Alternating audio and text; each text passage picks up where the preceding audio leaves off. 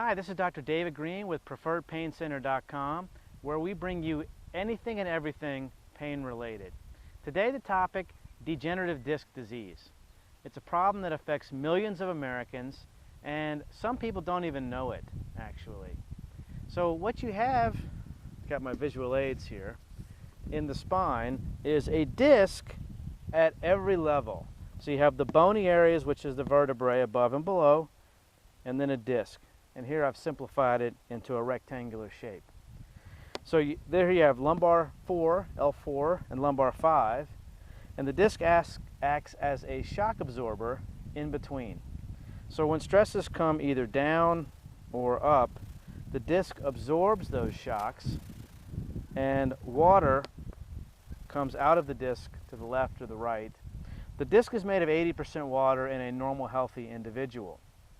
What happens over time, as we age, is that your body turns into a prune. So what happens is, this disc, some of the water is not 80% anymore. It starts to go away permanently. And what you can end up with is losing some height of the disc, and you can also start to develop some pain. Well, why is it painful? And for that, we need to go to the other side. This is looking down on a disc. And I like to refer to it as analogous to a jelly donut. And I get hungry every time I talk about this. But the disc is made up of gelatinous material on the inside, and that's called the nucleus fibrosis. And then on the outer part, it's a little bit stiffer. And like a jelly donut, you have a little bit of a stiffer outer coating, and that's called the annulus. So when you have breakdown of the inner part, it's not painful because there's no nerve endings in here. The only nerve endings are in the outer part, the annulus fibrosis. And if those get degenerative and start to get some tears in it, that is where you can get pain. Okay? And if you get little tears in it and part of the gelatinous material comes out, that's called a disc herniation. And that may or may not be painful either. It depends on what it hits here. If it hits a nerve root, you can get sciatica. So they did a study years ago looking at people who didn't have any back pain over the age of 40. And they tried to delineate how many of those people had degenerative disc disease. And the answer was 40%. So 40% of individuals over the age of 40 have degenerative disc disease and don't even know it. So just because you have a bulging disc or a degenerative disc on an MRI doesn't mean it's going to hurt. And that's important to understand, because a lot of people see that on MRI and they get all scared thinking, ooh, I'm going to have back pain. It's not necessarily the case. So as we age, it happens. So what about when you do have a painful degenerative disc? What do you do about it? Well, it's not too dissimilar from when you have arthritis. One of the first things that you can do is activity avoidance. So if you're a jogger and jogging causes bad back pain, then the answer is switch over to something like cycling or swimming, because then the pain may not be so bad. One of the things that has been shown to be extremely helpful is exercise. Aerobic exercise has been the #1 help with regards to degenerative disc disease symptoms. Things like anti-inflammatories or Tylenol, when degenerative disc disease has a flare-up, can be extremely helpful. And those obviously are over the counter. Other things, if you have pain on a daily basis, would include physical therapy and chiropractic treatment. Those have been shown to be very helpful for degenerative disc disease. Now, taking chronic narcotics for degenerative disc disease is not a good idea. It tends to be a risk-benefit scenario where the risks are here and the benefits aren't equitable. So it's best to only take those for an acute flare-up for a short time period. And when you start looking at interventional pain management treatments for a degenerative disc problem, there are a few that can work really well. One that was tried for years was called IDET, I-D-E-T.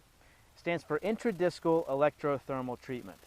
And it really didn't pan out. They did all kinds of studies looking at whether or not it was going to be effective.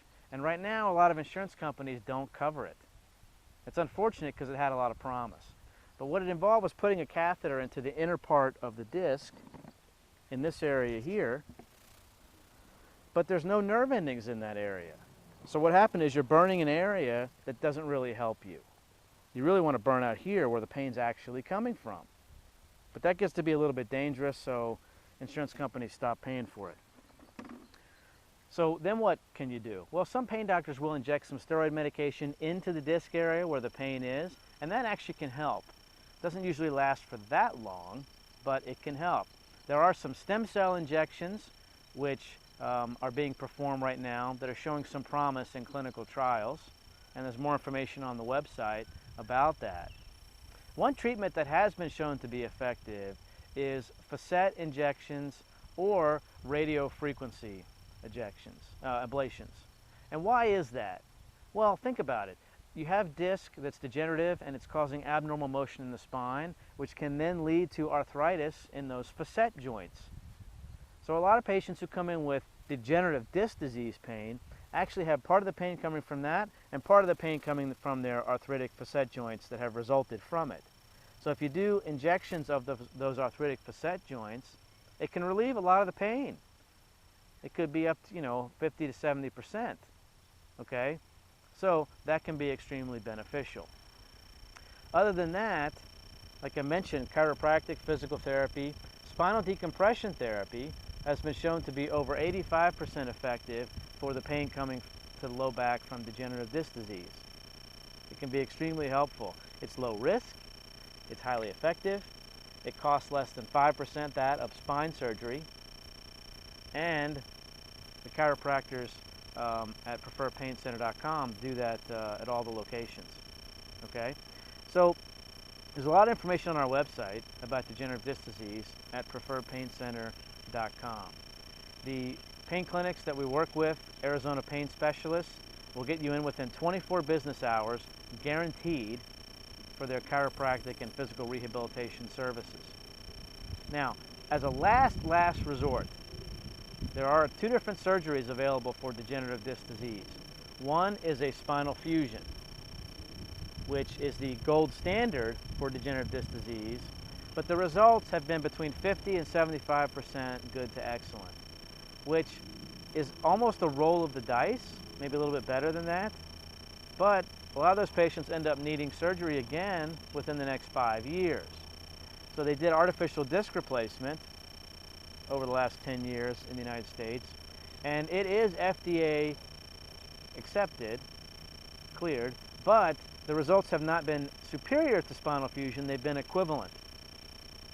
So it's unclear as to whether or not it's better to have an artificial disc versus a fusion. At any rate, there you have it. I'm Dr. Greene with preferredpaincenter.com. Your pain stops here.